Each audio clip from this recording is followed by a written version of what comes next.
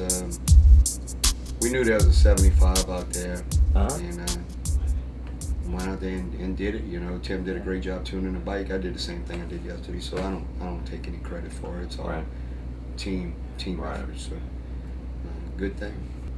All right, so I know Tim told me, and I know you said it again in the media room, that Tim's been working on his this time of the year tune-up, and man, it seems like it's really working. Yeah, like I said before, Tim's a guru, and he's got a real bad addiction in his pro stock motorcycle drag racing, and he wants to win, he wants to qualify. Very fortunate, very lucky to be in the position we're in. I mean, like I told somebody earlier, he said, well, evidently you have something nobody else has. I said, listen, you take you take the 16 races from last year, look at the top 7 bikes at every race, and you see who works hard over the winter. And Tim is obsessed with this class, and he does a great job. So, you know, it showed the Harleys, the Hectors. I mean, all these guys do this for a living. I mean, they work hard. So Matt Smith, everybody.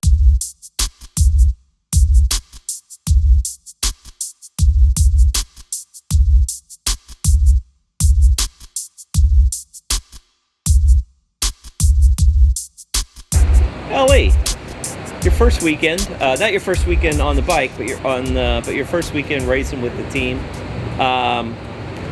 What's the difference between this bike and the bike that you've grown so accustomed to? The main thing is the body, and that's taking a little bit of time to get used to, and not working on it. It's something to get used to also, but me and my dad are out here having fun, and it's kind of nice not getting your hands dirty. They don't want you to get your hands dirty, is that right? They don't want me to, but I'll jump in if I have to. And all right. Tim, how's it working with 2 bikes this weekend? Oh, it's a learning curve. Yeah? Big time, yep. So I don't think we're going to be able to reap the benefits of a 2-bike team for a little bit.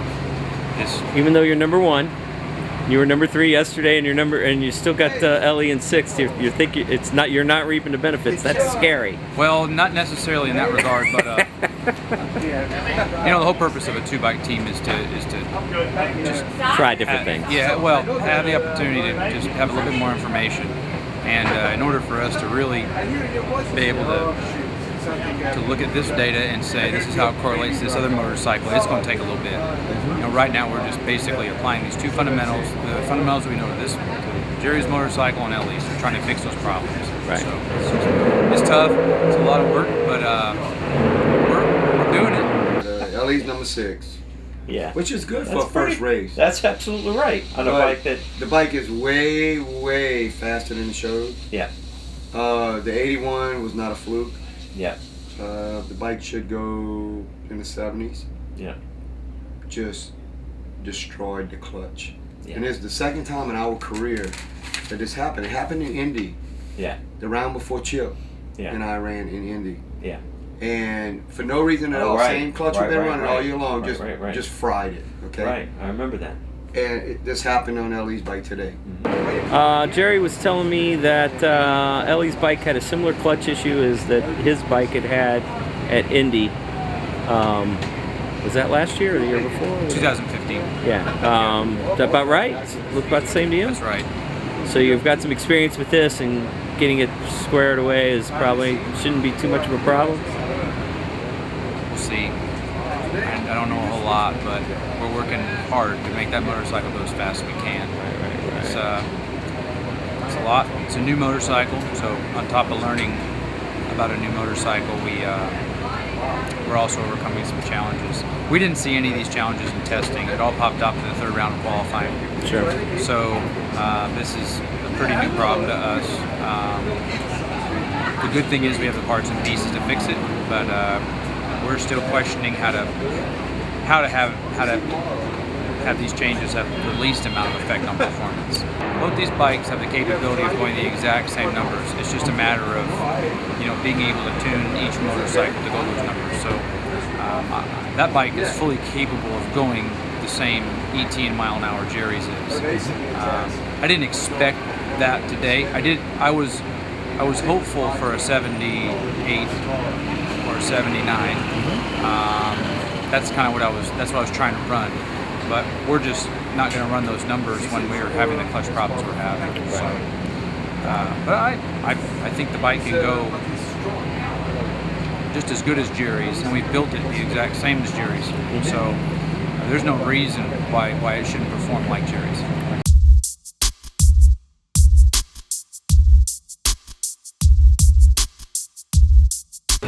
Well, so yesterday you were like third, right? You were ahead of Jerry. Was Jerry upset? Was he cool with you? No, Jerry wasn't upset. You know, he wants to see my bike do good, and I want to see his bike do good. Right. We're not going to get mad if one person outruns the other, because that's going to be every single race. You can't tie each other. Right. When the end of the day shows up, LE's ahead of you on the time chart. What were your honest thoughts? Nothing really. I did a good job maintaining composure when the bike got out, started spinning the tire, and you know, nothing. I mean, we're teammates, and I know my bike is fast. It's just a matter of putting it all together, and you know, we blew the tire off in the first round and made a bunch of changes, and still got away from us in the second round. So LA's gonna be fine, and we on opposite sides of the ladder. And if his bike runs like we think it'll run tomorrow, we could end up in the finals. Wow. Wouldn't that be would something? be awesome. You know, that would be a great accomplishment for It'd be Team huge. Columbia.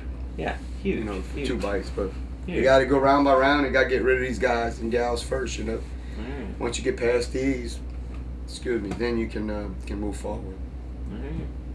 So we just go out there and do our best tomorrow, and don't put any pressure on ourselves, and have some fun, man. Drag race is supposed to be family and fun. You know, that's what we had. I hear you, and like you said earlier, you've got the wins, you got the championship. From here on out, it's all about having a good time. It is. I have zero pressure on me this year, and I really want to see Ali do good. I've actually put his program ahead of mine a couple of times since we started this to get the bike ready and prepared and whatnot. I think it's a great kid and great family, and love them all, and it's going to be interesting. His brother, who was going to take the year off, right? GTU, then has been ringing the phone off the hook, and I guarantee you, his wife, before it's over, his wife's going to say, "Baby, I can see it in you. I'm fine with the baby. Go racing." So come on out, boy. We waiting for you. All right, congratulations. Good luck tomorrow. Thank you, sir. Good luck tomorrow. Thanks. Yeah, man. Anytime, Tim. Anytime. Yes, sir. Cool. Good luck tomorrow. Okay, thank you, Tim. Yeah, man. Appreciate it, bro. Sure.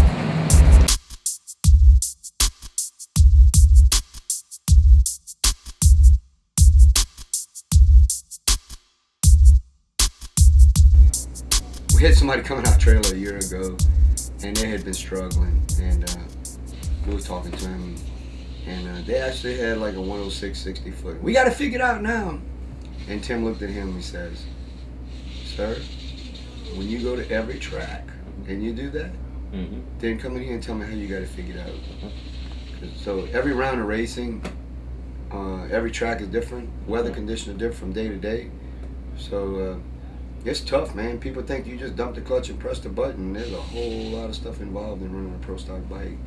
Look, I'll say this again.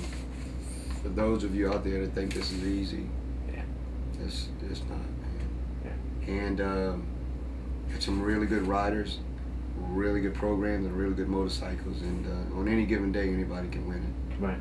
Yeah, I mean, Tim's doing a lot of work right now, and I know he's got a lot of time in getting the bike together, and I just chalk it up to new bike blues. Something's going to go wrong, and we're lucky that it's not a big issue. All right, who do you want to thank?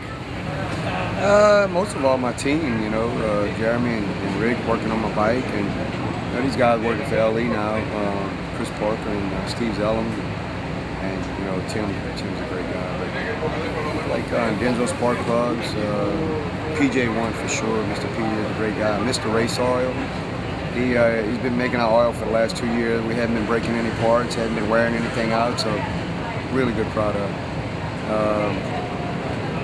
Definitely most Vance and Hines. I mean, those guys, we have a really great relationship, and a lot of people, frown on that, but I'm sorry, but they take care of us. And we got a good product. Mellow Yellow and the NHRA, those guys put on a hell of a show. Without the fans, that's the most important thing. Even out of all the sponsors, the fans are the key to the whole package.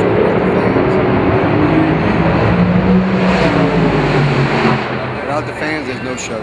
Yep. And good crowd today. I don't know if you noticed, but it was. The crowd was huge. I mean, unbelievably packed. And I think my sister Hope, she don't ever get enough credit. So you gotta watch what you say about her. She might beat up on you or something.